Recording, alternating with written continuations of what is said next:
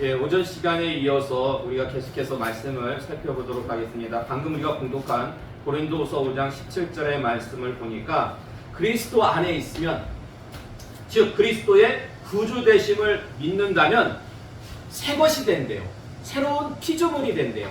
여기서 말씀하고 있는 새 것, 새로운 피조물, 무엇을 의미한다고 말씀을 드렸습니까? 이게 바로 재창조다. 재창조.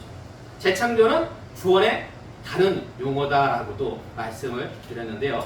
창세기 3장 21절의 말씀 볼까요? 창세기 3장 21절의 말씀 주고 보세요. 함께 봉독하겠습니다. 시작. 여호와 하나님이 아담과 그의 아내를 위하여 가죽옷을 지어 입히시니라. 아멘. 자, 이게 무슨 말씀입니까? 이게 언제 주어진 말씀이에요? 언제 하나님께서 아담과 하와를 위해서 가죽옷을 지어 입히셨어요?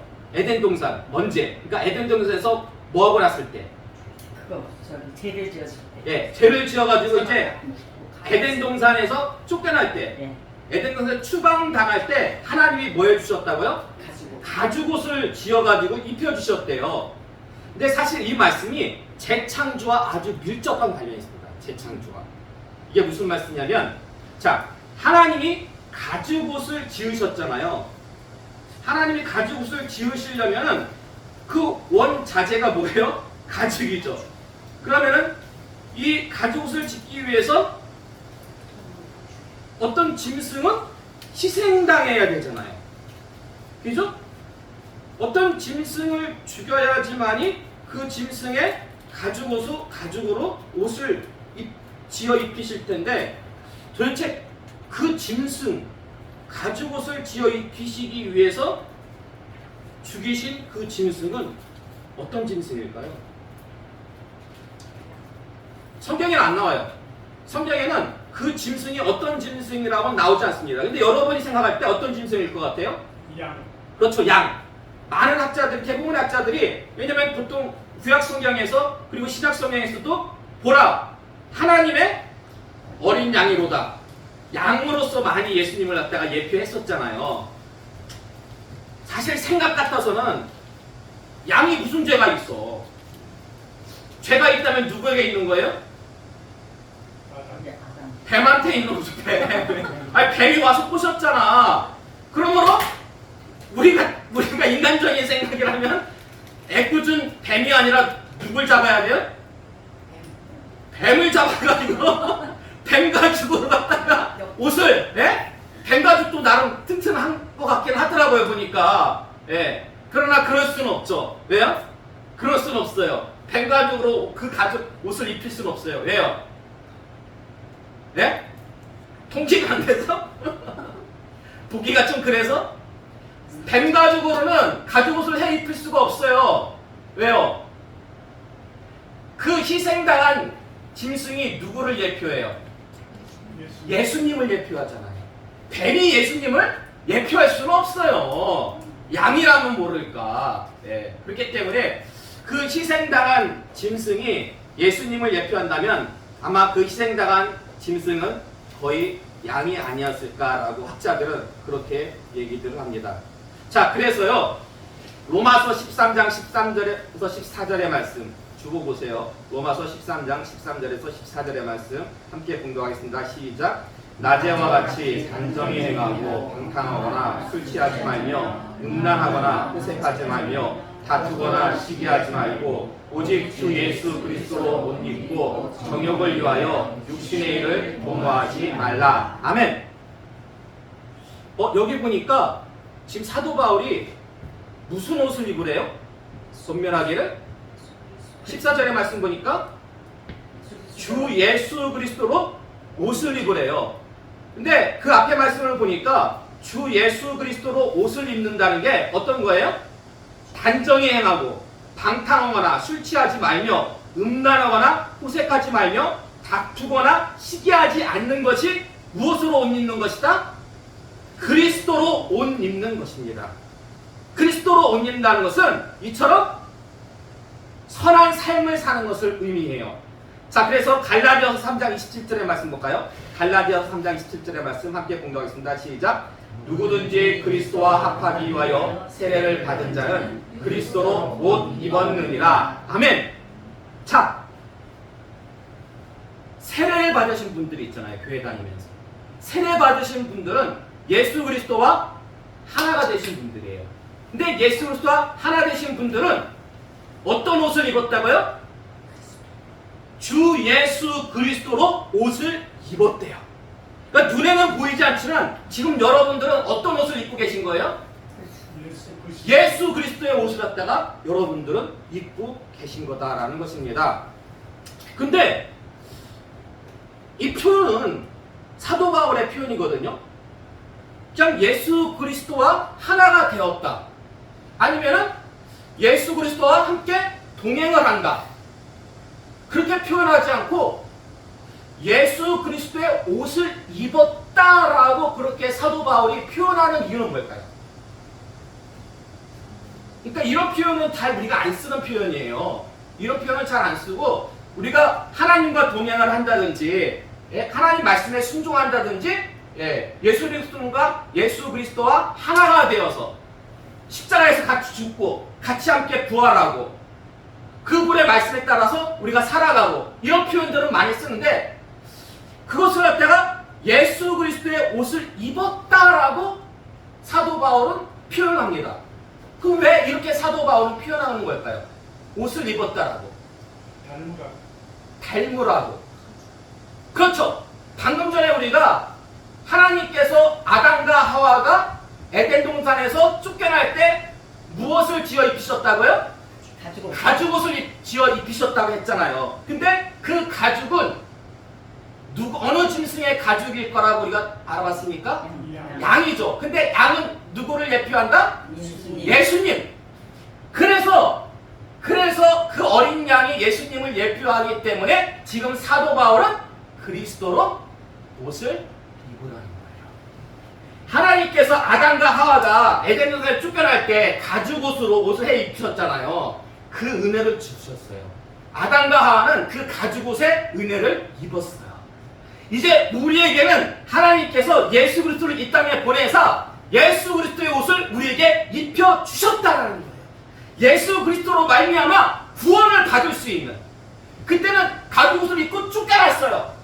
은혜에서 멀어졌어요. 쫓겨났어요. 근데 다시 회복하는 것은 가죽옷이 아니라 예수 그리스도의 옷을 입음으로 말미암아 우리가 다시 하나님의 은혜에 구원에 동참하게 되었다라는 것입니다.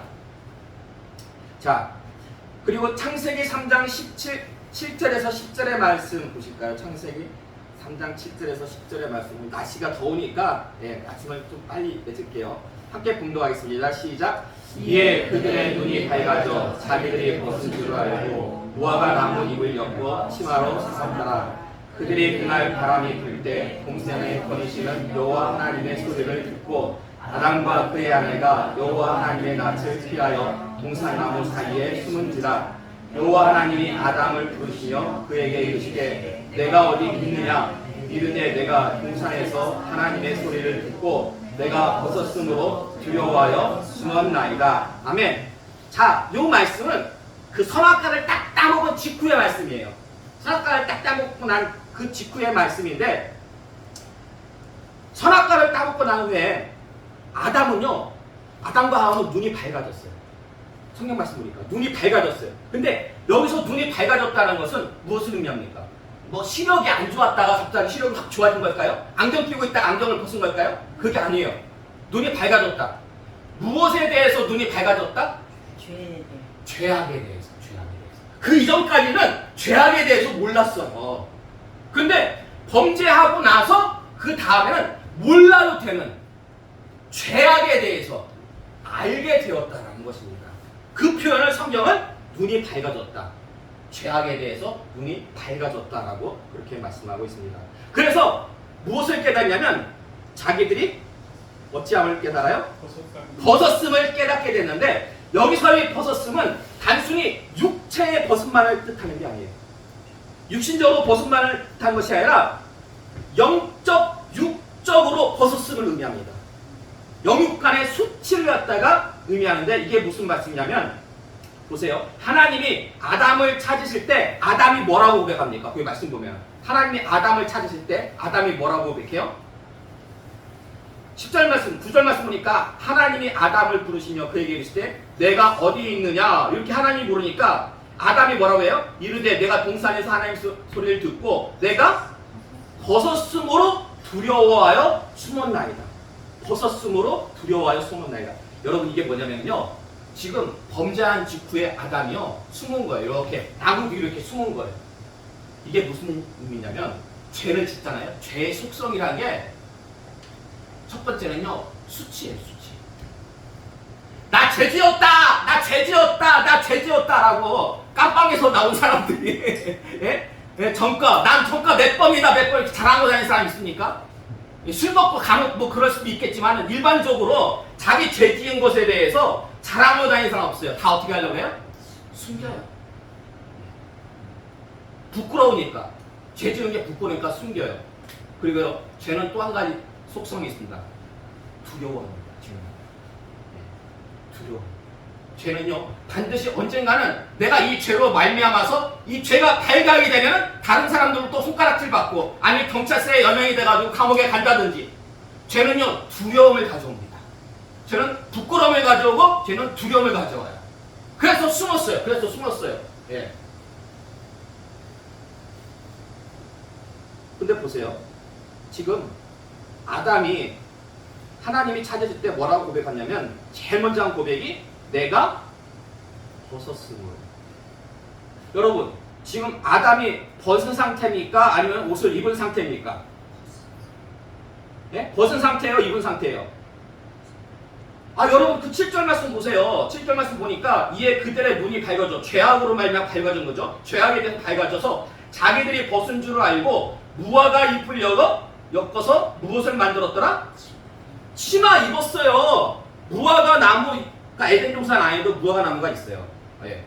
우리가 알고 있는 그 무화과랑 똑같은 건지 모르겠지만 어쨌든 그래가지고 그걸 가지고서는 벗었으니까 옷을 해 입었어요. 치마를 엮어가지고 중요 부위를 갖다가 가렸다는 것입니다.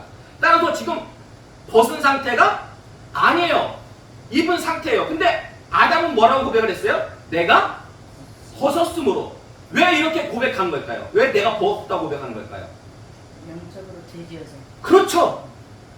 육적인 것은 육적인 부끄러움을 가질 수가 있어요. 치마로, 무화과 치마로 갖다 육적인 부끄러움을 가질 수가 있지만 영적인 부끄러움은 가질 수가 없었다는 거예요. 영적인 수치는. 예.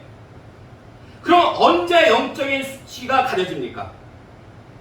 육적인 수치는 무화과 치마로 갖다가 가려지지만은 이 영적인 부끄러움, 그 죄는 언제 사라져요? 예? 알죠? 가죽 옷을 입었을 때도 그 부끄러움은 사라지지 않았어요. 계속 있었기 때문에 하나님의 형상을 갖다 잃어버렸잖아요. 그 부끄러움, 영적인 수치가 가려지는 것은 어떤 옷을 입었을 때? 그리스도의 옷을 입었을 때. 그리스도의 옷을 입었을 때에 영육간에 온전히 그 수치가 가려지게 된다라는 것입니다. 자, 그렇다면 어떻게 하는 것이 그리스도로 옷 입는 걸까요? 어떻게 하는 것이? 그리스도로 옷을 우리한테 입으라고 그러는데 어떻게 하는 것이 그리스도로 옷 입는 것이냐? 에베소서 4장 24절의 말씀 볼까요? 에베소서 4장 24절의 말씀 함께 봉독하겠습니다. 시작! 하나님을 따라 의와 진리의 거룩함으로 지으심을 받은 새 사람을 입으라. 아멘. 사실 재창조라는 게요, 성경에서는 여러 가지 표현으로 나와요. 성경에서는 새 사람을 입는 것도 재창조예요. 그리스도로 옷 입는 것, 이것도 재창조예요. 새로운 피조물이 되는 것, 이것도 재창조예요. 새 것이 되는 것, 지식에 이르기까지, 예? 새롭게 되는 것, 이것이 바로 재창조라는 것입니다. 그러면서 지금 이 말씀도 재창조에 대한 말씀이에요. 따라서 우리가 그리스도로 옷을 입는다, 재창조가 된다는 것은 하나님을 따라서 하나님의 형상이 회복이 되어가지고 이제 의와 진리의 거룩함을 지닌 새 사람을 이루라고 했잖아요. 의와 진리와 거룩함 가운데 거해야 된다. 사실 우리가요, 의와 진리와 거룩함 가운데 거하잖아요. 세상 사람들이요 절대 기독교를 개독교라고 욕 안 합니다. 아니, 세상에서 빛과 소금이 되는데 어떻게 그 사람들이 교회를 향해서 손가락질을 할 수가 있겠습니까? 이 말씀을 거꾸로 하면은요, 지금 우리는 그리스도로 옷을 입었는데 우리가 나가서 의와 진리의 거룩함으로 살지를 못한다라는 거예요. 그렇게 선하게 살지 못하고 악하게 살기 때문에 세상 사람들로부터 교회가 손가락질을 받는다라는 것입니다.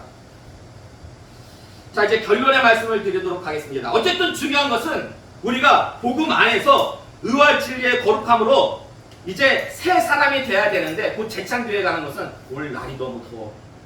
그래서 재창조에 가는 것은 다음 시간에 좀 더 말씀을 드리고, 자, 이제 결론의 말씀을 드리겠는데, 여러분, 하나님이요 가죽옷을 지으셨잖아요. 지으신 다음에 어떻게 하셨어요? 입으라고 건네주셨습니까? 네? 말씀을 자세히 보세요.